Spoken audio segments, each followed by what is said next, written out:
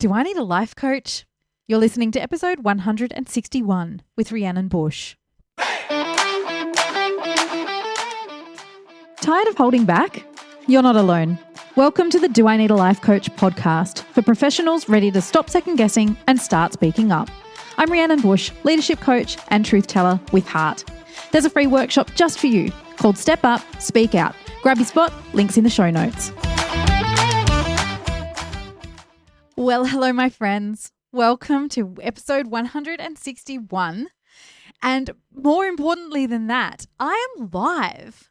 I have a brand new free live workshop that I am running every Tuesday evening for anybody who wants to come along. All you have to do is register. The link is in the show notes. It's a workshop called Step Up and Speak Out. And I'm so excited to be bringing it to anybody who wants that little bit of help to step up, to speak out, to say the thing that's on their mind, and just to stop with the guilt and all of the things that can sometimes come along with that. We've done quite a lot of market research by asking numerous Facebook groups and talking to a lot of different people about how they feel in the corporate space, whether they think that this is worthwhile for their time, whether it's what they actually want or what they need.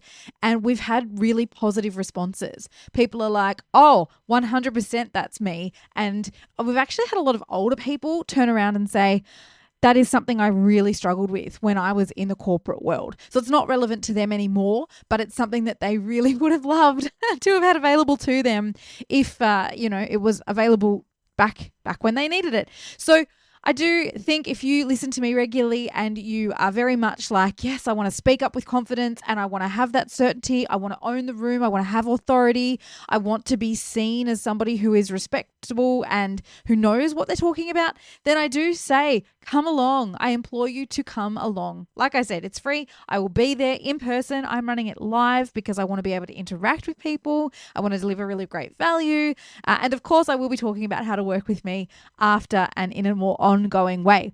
But I'm so excited. Step Up, Speak Out. First one is on Tuesday at 7 p.m. Melbourne time. Obviously I'm in Tassie, but Melbourne time seems to resonate with people. People go, is Tassie on the same time zone? I don't know. So yes, I'll be there. Come along. Would love to see you and have you there. I'm not going to be doing any outside of that for the moment because my workload is quite full. So I will see about expanding that into the future. But right now, yes, Tuesday night, 7 p.m. Come along. Can't wait to see you there. Or if you've listened to me long enough and you're like, yes, I want to work with you as a coach, you can obviously just jump straight into the program. So Tuesday night, that's where I'll be. Come along. Would love to see you there. And yeah, just really excited that we're at this step and we can offer this now that I've got a little bit more wiggle room. So yay.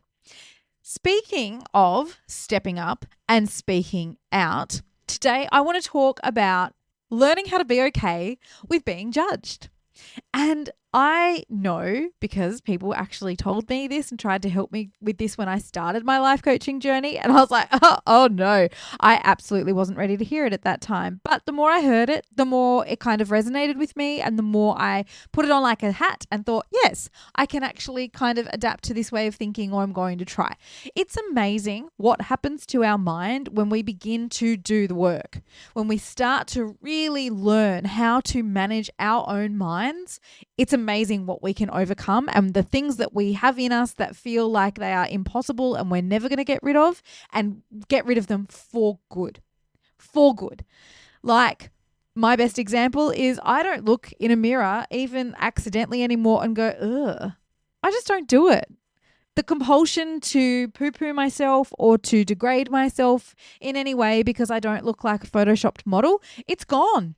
I look in the mirror and I go, yeah, that's me. That's me. And I have a love for me that I absolutely didn't and absolutely took work. I think there's also a lot of assumptions that we should just love who we are and we should embrace who we are and we should just be absolutely thrilled with who we are and how we look all the time. And that's not the case. Sometimes it takes work. And the more against societal views it is, the harder it is.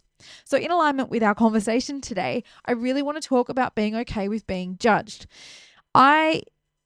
This was not something I had to learn, full transparency. I was always the person who was very happy to be like, I've got no idea what you're talking about. I was that kid in the classroom who, like, right on the bell was still hounding the teacher with questions because I was like, I don't get it. I will never forget my science teacher in high school, Mr. Lee. He was talking about something space related. Space is not my thing. Talk to my partner, Damien. Talk to my son, not me. But he was talking about something about the equator and the planet. And I still remember him walking across the stage in classroom and he was lifting this thing up. And I just was like, keep going, keep going, keep going. And then he was over his head. And I'm like, where is it now? And he's like, you're over the equator. And looked at me like I was a complete fool, like an absolute idiot. And that happened a lot during my high school years specifically. Primary school, there was no real pressure to do well academically. I felt like I kind of nailed that. I hit high school and I just felt really, really not smart compared to my peers. And I was not okay with it, not in any way. And so I worked extremely hard to keep up and to be in all the top tier classes and to make sure that I was keeping up. And I was really lucky that in the school that I went to for high school, it was cool to try. You weren't poo-pooed for doing well at anything. In fact, if you weren't good at things, then people helped you. But if you were struggling, people helped you. If you had a bad attitude, no one helped you. And you were kind of judged for that. So I think that was quite a positive experience for my high school, although the self-pressure I put on myself was just awful. And I really had to grit and grind and struggle. I really struggled. Great things that came out of it, but it was a struggle. So I remember that science thing very, very clearly. But I also remember in that instance the looks that I had from my classmates that were like, shut up, stop. They just did not want me to keep asking because I just had this innate curiosity and I was like, no, you haven't answered my question. I don't know why. I don't understand this, but I need it explained. And it was just like this burning desire in me to make sure I fully comprehended the topic. Fast forward years and years and years and years later, I remember working for an organization where my two directors were trying to overthrow each other. Quite fun. Not at all. Hated it. Actually left. Didn't stay there for very long. But when they were doing that, I was the person that would sit in a meeting and one of them was quite cryptic. He was very, very intelligent. Obviously, he wouldn't have been in the position that he was in had he, not been that way. But he would speak in circles. And I'm a very direct communicator. It's why I'm a good coach. It's why I'm not good at other things, right? So we've all got our strengths. I'm not good if you need embellishment or you need fluff or you need the societal PR kind of spiel. That is not my game because I'm too honest. And if I'm not honest in my words, my face gives me away. So I remember sitting in a meeting with him one day and he's doing his cryptic conversations. And again, when I first stepped into that role, I remember thinking, I'm just so dumb. What am I missing here? Why am I not getting this? Because there was a bigger part of me. There was a part of me saying I was dumb, but there was a bigger part of me going, no, I'm actually quite smart. So he was talking in circles and I'm like, oh, why am I not getting this? What is wrong with me? And eventually I got so sick of it. I said, sorry, I've got no idea what you just said. And my two senior colleagues it was like mic drop. They were like, oh, you could just feel the tension in the room. Luckily, I was a junior. So I had me, my seniors, and then I had my director who I had said this to. And it was like the air just got sucked out of the room. But thankfully, my director being my director, with the age and the experience and all the things that he had, he was also a very kind person. He wasn't like my other director who was trying to overthrow him. And he sort of smirked. And instead of then treating me like a fool, he went to explain it a different way. And in that instance, I was like, got it. Months and months and months later, I was having a drink with my seniors because not only were they my seniors, they were my mentors, but they were also my friends, still are today. And one of them said, I am so glad you asked that because I wasn't picking up what he was putting down either. And I was like, what? Mind absolutely blown, but a beautiful lesson. Because if you're that sort of person that has this like just desire to understand. And you are either, and this is very much disc profiling, right? So I'm a D, and I really like to get direct answers, and I like to be responded to in a direct way. Direct makes sense to me, and then I can pick it up and I can move on. As an I, I've also got a lot of I. Then there's that niceness around it. So someone spoke to me the other day. It was a PM meeting with a project that's just gone off the rails, and this PM was like, just so abrupt and so rude, like absolutely rude and very unnecessarily. And I didn't feel the need to call him out on that. Sometimes I will, and if it continues, I probably will, but it was beyond what was necessary. And I just remember thinking, okay, that's my I. I need a bit of niceness wrapped around that. Okay, cool. But if you're an S, a steady, if you're the person that cares about the sanctity of the whole group and you sit in the background, you absorb everything going on around you, you're quite conscientious about it, you're very much a nurturer and a supporter. That's not to say you don't have your own mind and can't work independently, but you will support anybody that needs support in the team. If that's more like you and you wait to be asked before giving an opinion, then this may not be an episode that sits comfortably with you. But even you, because I've worked with many people who are those S qualities, have a lot of the S qualities, they still have that burning desire to have comprehension and understanding, especially if they've been asked to go and do a task and they don't feel clear on the direction or the outcome that they're looking to get to. That fills somebody with that kind of sensibility with anxiety. It's horrible.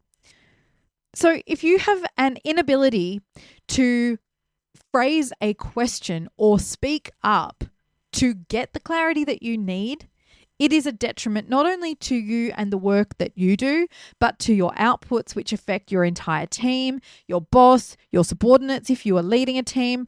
It's a big problem. And you can feel that way for many reasons. You may have, like my PM, not my PM, it's a different PM, but you may have a PM or someone like that who is a D and absolutely rude and abrupt and horrible. And that's why you don't speak up, because firstly, you don't want them to notice you. Secondly, you don't want to get in their firing line. And thirdly, you don't want to be the one to challenge them, because they are a little bit intimidating, a little bit direct, a little bit scary, maybe even aggressive, and you just don't want to involve yourself in that at all. So I totally get that. You may have someone who doesn't give you the niceties, who is direct but also a little bit aloof, may not give you as much direction as you like. And yet there's still that awkward thing of asking them for more, because they make you feel judged or ridiculed or like you're an idiot when you're absolutely not. You're just asking for that little bit of extra clarity and extra certainty before you go and get started on something that could just waste a bunch of time if you don't get more information. You may have someone who's really, really kind and gives you what you need, but you don't want to burden them. You don't want to offend them. You don't want to put more on their plate, because it's actually your job to do whatever you need to do to relieve them. I've had that as well. I'm like, I don't want to ask you because I don't want you to feel pressured to spend more time with me when I know you've got so many other things to do. That's not healthy or resourceful either. Or you can have somebody who gives you so much detail that you feel so overwhelmed, and then you don't feel like you have any control or autonomy over the thing that you're doing. And again, all of these scenarios, whether they come from a good place or a bad place, they're not fun and they don't work and they're not productive. And all it is a communication breakdown. Quite literally, that's it. So one of the things that's really, really important about having that conversation where you go, I have no idea what you've just said, is firstly, don't phrase it like that. I was junior, I was learning, I was lucky that it didn't, it wasn't offensive or anything like that. Not that I think anyone would be offended even if I said that now, but I can see as I've risen through the ranks and, when you get to that leadership position, how if I said it like that, it would be considered unprofessional. So one of the things that I first I do is I'm like, I'm not understanding this, or I need something else, or I need extra clarity. And when I first identify that that's what I need, the second thing I do is ask myself, is this the appropriate forum for me to say something? Because if you've got office dynamics and power play happening, sometimes a meeting is not the place. When I said that to my director in that organization I was referring to, where I had my seniors and him as well, we were in a very safe space. We all got along quite well. There was a lot of toxicity, but the director from the other director wasn't there at the time. So I sat there and I went, yes, I'm going to ask this. But you've got to understand, is it the right time and place to be asking it in the first place? You don't want to do anything that's going to cause anybody to lose face. I know we're not in Japan, but shame and public shaming and embarrassment are real things. And let's just work on the theory that you don't want to treat anybody how you wouldn't want to be treated yourself. And so if you're holding a meeting and someone calls you out for a behavior, it doesn't feel very nice. You need to be very strategic if that is what you're doing. And I have done that in the past. I remember having a boss who started asking me questions, and he was doing it to one up me and to prove that he was the boss. It was a complete power play. Thankfully, I had data. So when we had an equally senior to him colleague in a meeting, and this particular boss of mine said, Ree, just need to ask you what's this going on with this conversion rate? I was like, oh, okay. And then the other senior weighed in and said, yes, I was curious about that too. And I just could pull up the data and I said, well, these are all of your ops. So do you want to answer the question? And I put it straight back on him. It was a very bold move. And in hindsight, it didn't feel good. But and this is another thing you can do, it was an exercise in schooling someone.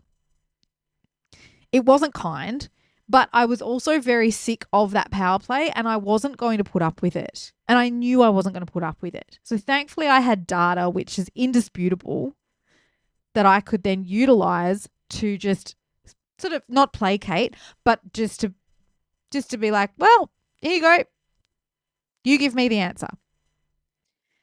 I'm not quick-tongued, just as a side note. So if you're thinking, oh, yeah, you're like, that's a bit of a unicorn move. It's not. It's taken me years and years to go, where's the data? And that's a data-driven insight. Great. Where's the data? Show me the data. Because people use the whole, it's data-driven. Is it?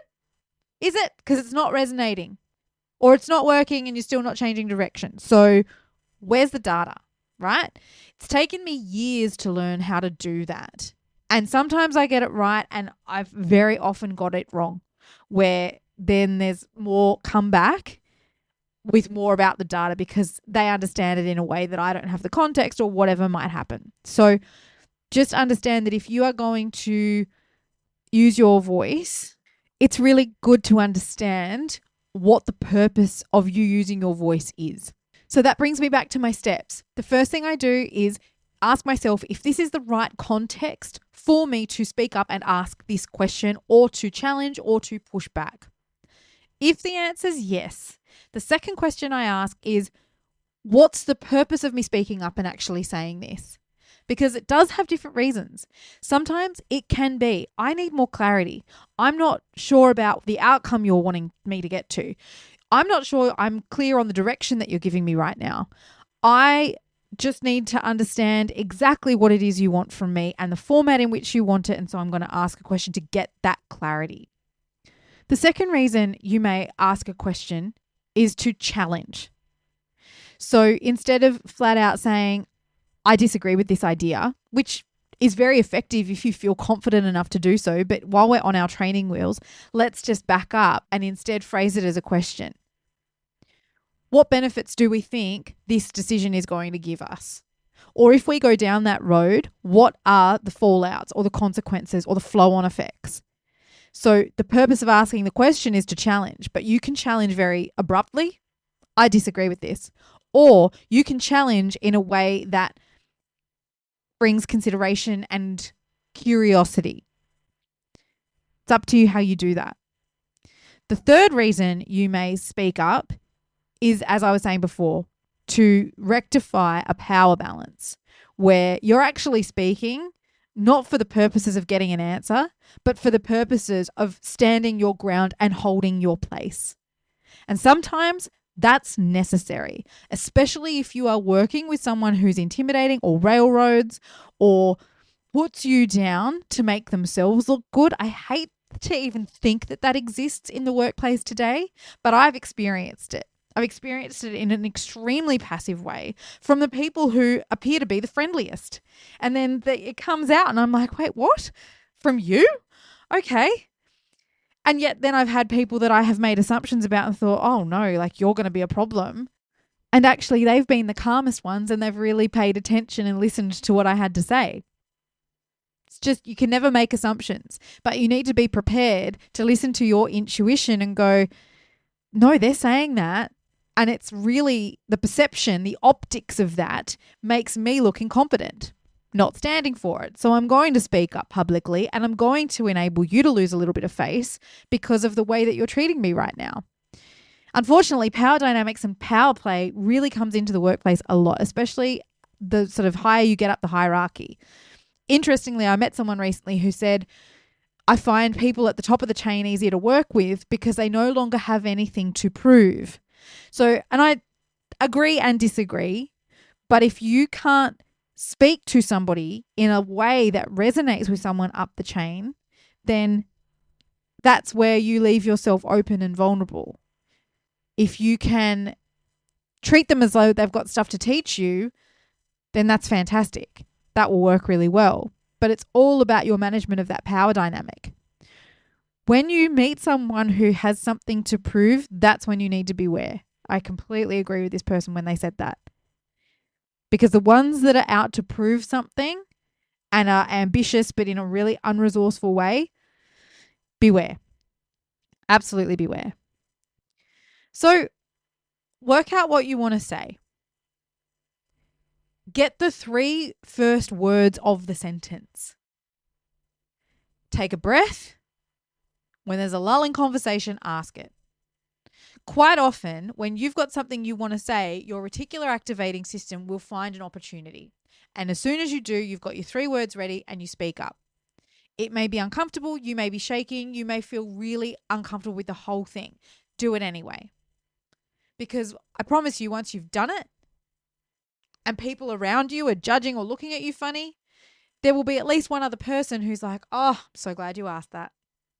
Or at least you'll go out of the meeting going, yes, I actually said what I wanted to say, instead of hiding or feeling guilty or being like, oh, I didn't say what I wanted to say.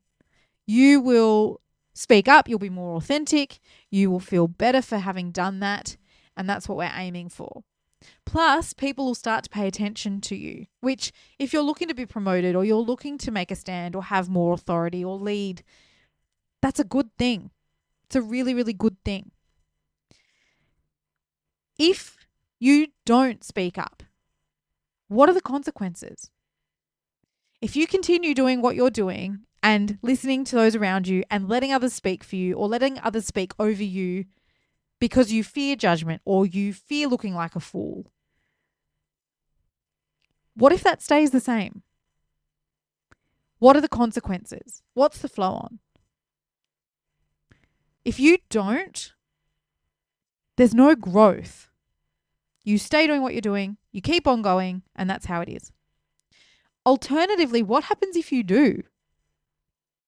It's still scary, right? They're both scary scenarios because if you don't, you stay the same and that's not comfortable. That's just like, oh, really? Is this all there is? Is this all that's it's going to be? Like, do I not get to do the thing I want to do?